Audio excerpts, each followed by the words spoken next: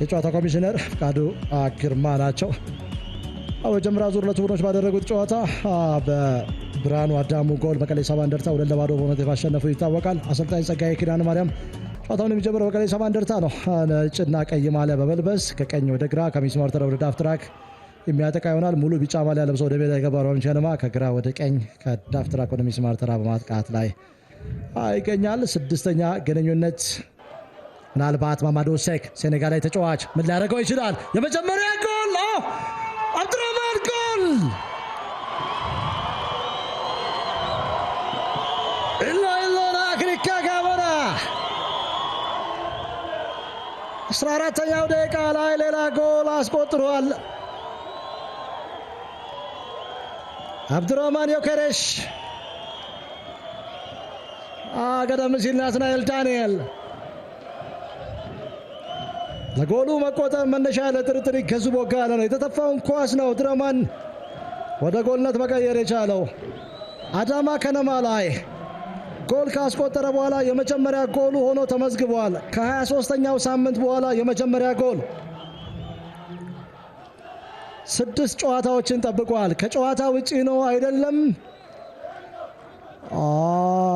በደንብ ይታያል። ከጨዋታ ውጪ ኳሱን የነካው አይመስለኝም። ይገዙ ቦጋለ ነው ኳሱን መቶ ማመር ዘጌ የመለሰበት። ማመር ዘጌ የመለሰውን ኳስ ነው በሪባውንድ አብዱራህማን አግኝቶ ጎሉን ማስቆጠር የቻለው። ኳሱ የተነሳው ከማማዱ ሴክ ነው። ይሄ አማካይ ተጫዋች በአርባ ምንጭ ከተማ ተጽዕኖ ከፍ እያለ እየተመለከት ነው እንገኛለን። ፍሬዘር ካዛ አንሸራቶ ተወድቋል።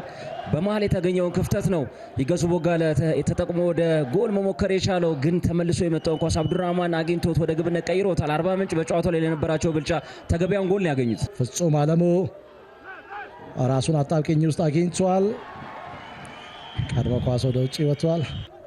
አብዱራህማን መሐመድ አስደናቂ ቴክኒክ ከጨዋታ ውጪ ጄሮም ፊሊፕ ግልጽ ይመስላል ከጨዋታ ውጪ አቋቋም ነው። ግን አሁን የመቀለ ሰባ እንደርታ ተከላካዮችን ማርክ ከተመለከትካቸው ወደ መሃል ቅድም ስናነሳ ነበር በጣም ተጠግተው ነው የተጫወቱ የሚገኙትና አንድ ከጨዋታ ውጪ እንቅስቃሴ ምናልባት ሊቀጣቸው የሚችልበት ሊኖር ይችላል።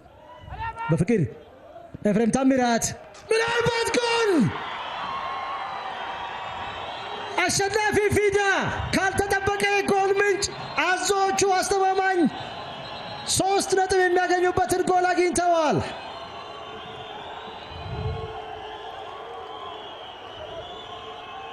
አስገዳጅ ቅያሪ ነበር። አሸናፊ ፊዳ አካሉ አትሞን ተክቶ ሲገባ የመጀመሪያ የሊግ ጎሉ ነው። አሸናፊ ፊዳ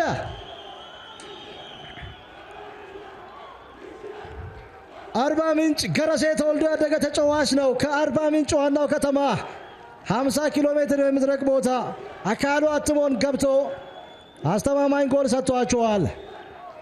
የደስታ አገላለጹን ተከትሎ ቢጫ ካርድ ተመልክቷል።